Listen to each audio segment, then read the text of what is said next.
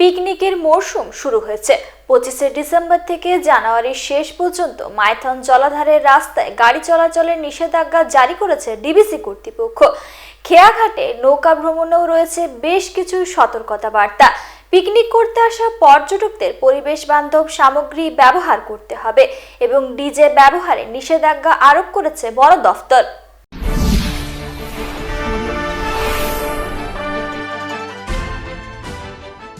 পিকনিকের মরশুমে ডিসেম্বরের দ্বিতীয় সপ্তাহ থেকে পর্যটকদের ভিড় জমতে শুরু করেছে মাইথনে। আগামীকাল 25শে ডিসেম্বর থেকে জানুয়ারির শেষ পর্যন্ত মাইথন জলাধার ও জলাধার লাগোয়া এলাকায় সাধারণের প্রবেশের বিষয়ে কিছু নিষেধাজ্ঞার কথা জানিয়েছে ডিভিসি কর্তৃপক্ষ।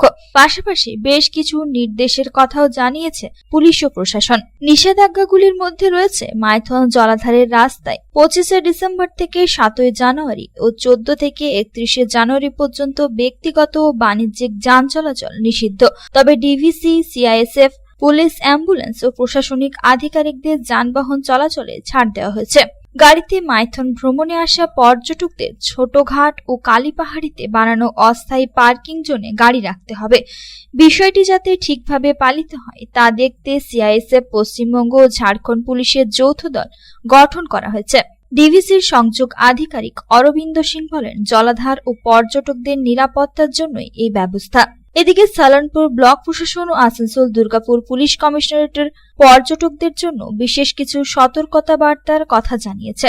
সালানপুর ব্লকের আওতায় থাকা 4টি খেয়াঘাট থেকে বিকেল 4:30টার পরে নৌকা ভ্রমণ করা যাবে না। নৌকা ভ্রমণের সময় চালক ও পর্যটক সকলকে লাইফ জ্যাকেট পরতে হবে। নৌকায় চাপার পর সেলফি তোলা যাবে না।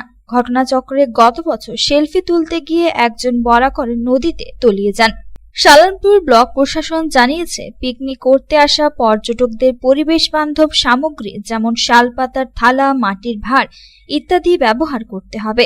থার্মোকল ও পলিথিনের গ্লাস, থালা ব্যবহার করা যাবে না। পিকনিকের সময় ডিজে ব্যবহারের নিষেধাজ্ঞা আরোপ করেছে বন দফতর। Bureau report, public Times.